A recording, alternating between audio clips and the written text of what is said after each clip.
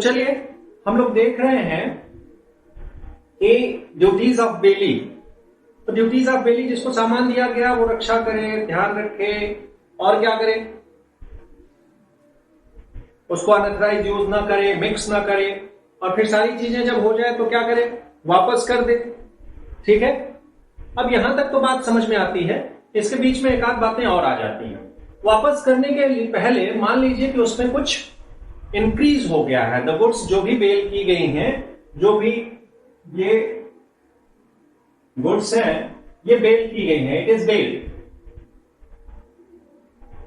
तो अगर बेल है तो क्या करोगे आप, इसमें मान लो कि जैसे जो उदाहरण दिया है, उदाहरण जो दिया है वो ये है कि एक काऊ, गाय बेल की जाती है और कुछ दिनों बाद इसको एक बछड़ा भी हो जाता है, एक बच्चा भी इसको हो जाता है, तो ये इंक्रीज हुआ।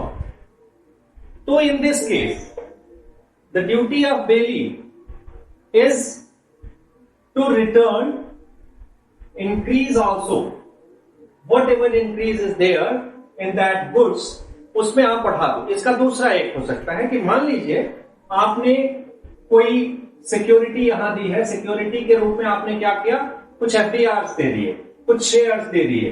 ठीक है, उदाहरण के लिए शेयर्स दे दिए, एफडीआर्स दे दिए। तो शेयर्स पे मान लीजिए कंपनी ने क्या डिक्लेयर किया, कंपनी ने डिक्लेयर किया डिविडेंड, फायदा कंपनी को ज्यादा हुआ, उसमें से उसने कुछ आपके लिए दे दिया। तो वो अभी शेयर तो इनके पास है, उस शेयर के लिए जो भी उसमें इंटरेस्ट, मान लीजिए एफडीआर हुआ, इंटरेस्ट हो गया। तो जो कुछ भी इन सिक्योरिटीज पे अगर एडिशन होता है during that time when it was bail, तो ऐसा नहीं है कि जो बढ़ गया वो बेली वापस रख ले। जो उसमें इंक्रीज हुआ है, whatever increase is there, it is the duty of bailee to return the same to bailor. तो ये जो प्रावधान दिया गया है वो 163 में है, ध्यान दीजिएगा, सेक्शन 163। तो 163 में ये बात आपको समझ में आ गई होगी। एक बात और समझिए कि standard chartered bank versus custodian का एक मामला है। स्टैंडर्ड चार्टर्ड बैंक वर्सेस, इसमें कहा यह गया था कि जो भी, जैसे मैंने अभी शेयर्स वगैरह बताया, जो भी शेयर्स या सिक्योरिटीज दी गई हैं उन पे अगर इंटरेस्ट के रूप में, डिविडेंड के रूप में या किसी और रूप में उसमें इंक्रीज हो रहा है, बढ़ रहा है मामला, वो उसकी अमाउंट बढ़ रही है, तो बैंक को यह नहीं कहा जा सकता, ध्यान दीजिएगा इस केस में क्या कहा गया, जो इंक्रीज हुई, केवल इंक्रीज, ये जो दूसरा बंदा है वो ये नहीं कह सकता कि ठीक है तुम्हारे पास सिक्योरिटी तो पड़ी ही हुई है, सिक्योरिटी जो हमारे शेयर्स है, एफडीआर्स है, जो कुछ भी है, जो भी हमने प्लेस किया हुआ है आपको, उसको आप वापस कर दो, केवल इंक्रीज वापस कर दो, सिक्योरिटी तो पड़ी ही हुई है। नहीं, ऐसा नहीं होगा, ऐसा नहीं किया जाएगा, ध्यान रखिएगा। उसमें ये होगा कि ठीक है, आप पूरा amount, whatever amount is there, जिसके लिए ये प्लेस किया गया है, for which this goods is या दिस शेयर या जो भी है are placed, please redeem all the amount, आप वो सारा पैसा वापस कर दो और सबका सब वापस ले जाओ। ये है 163 का मामला और इस केस का। इसके अलावा एक चलते हैं, यहां तक समझ में आई गया होगा, इसमें कुछ ऐसा खास नहीं है। एक और ड्यूटी होती है 166 में, जरा देखिए 166 में क्या ड्यूटी दी गई है भाई। 166 की ड्यूटी क्या है,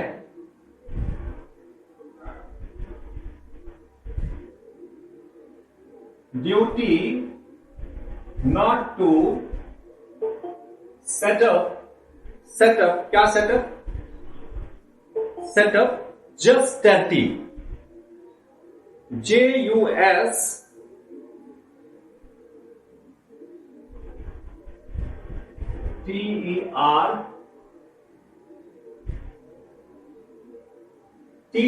है क्या,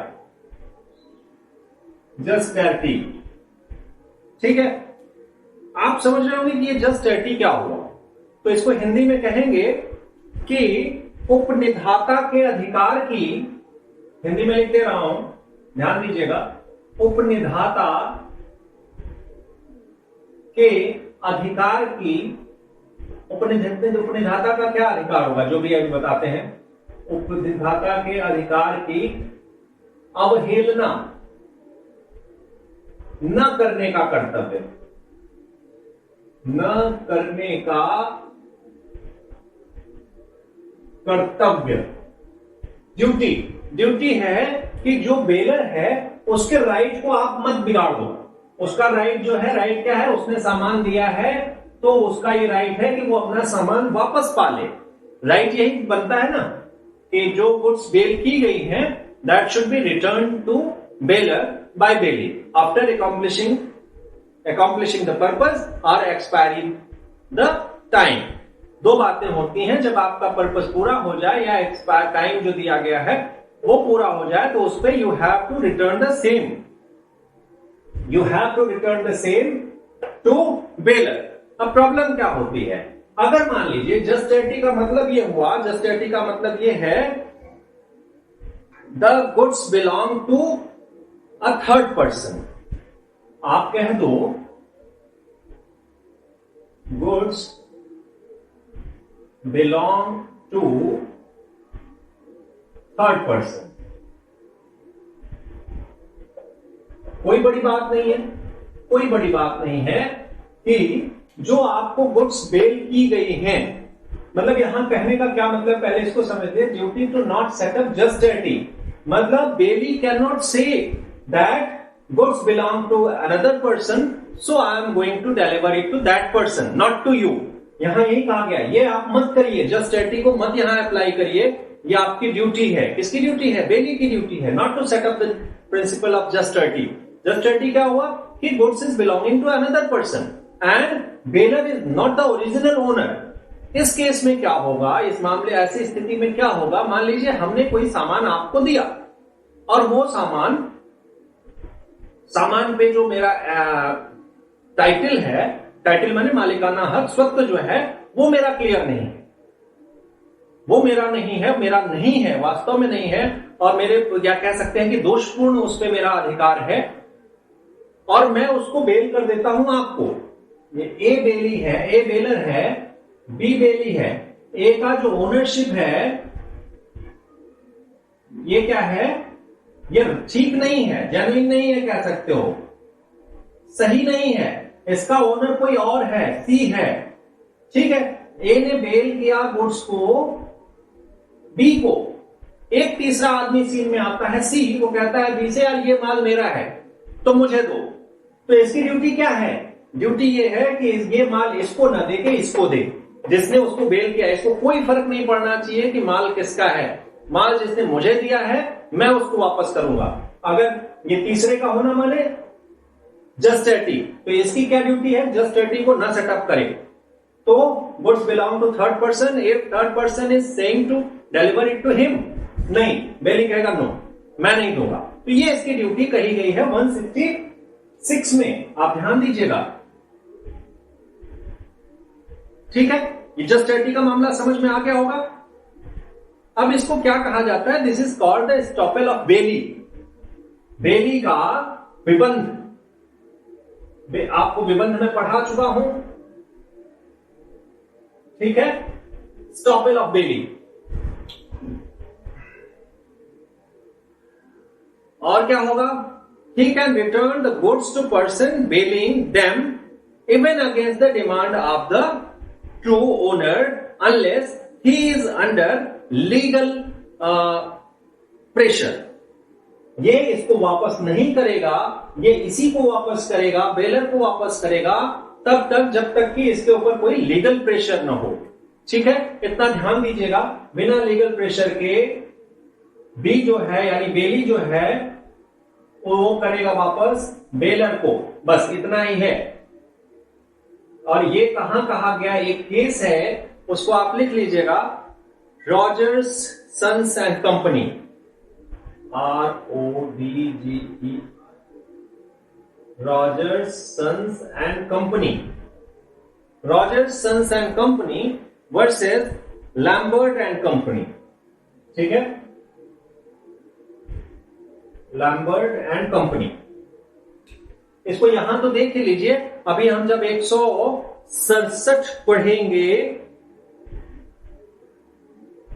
हाँ 167 पढ़ेंगे, 167 पढ़ेंगे, तो भी इसी केस को आप रिपीट कर लीजिएगा। ध्यान दीजिए 166 में तो लिखिए ही कि ये स्टॉपेल होता है बेली पे, और बेली उसको वापस नहीं करेगा बेलर को, तब भी वापस नहीं करेगा जबकि उसका ओरिजिनल ओनर उससे कह रहा है कि ये सामान मेरा है, वापस कर दो। ठीक है, हम नहीं करेंगे।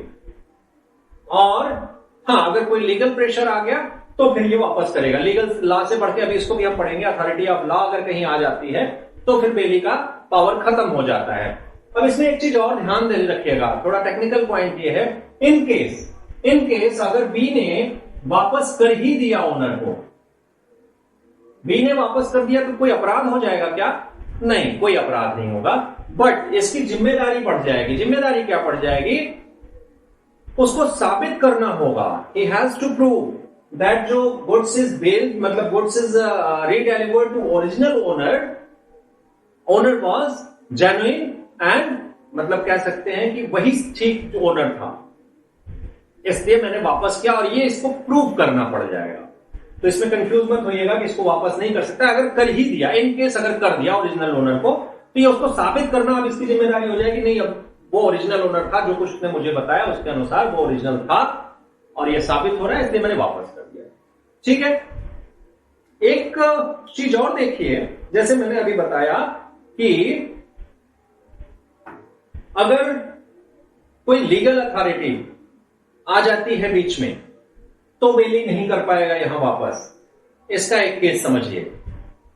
एक केस इसमें है कि कुछ तेल जो था, ऑयल एडिबल था,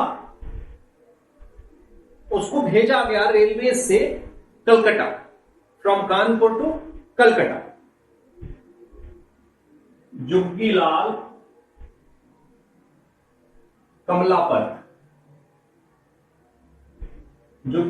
कमलापत ऑयल मिल्स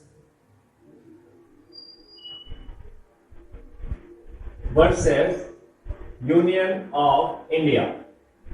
भारत संघ का मामला होता है। जुग्गीलाल कमलापत ऑयल मिल्स, जैसा आप देख रहे हैं, इनकी ऑयल कंपनी थी। इन्होंने रेलवे से ऑयल को भेजा from Kanpur to Calcutta.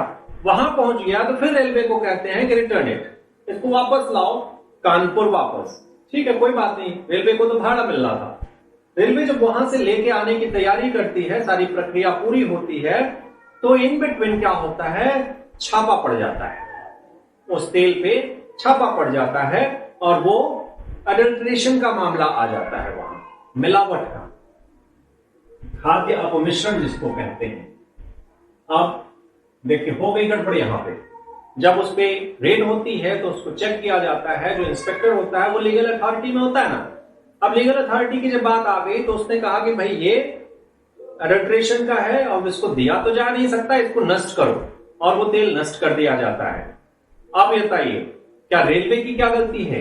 Railway was working as a bailee. तो अब क्या रेलवे से कहा जा सकता है क्या?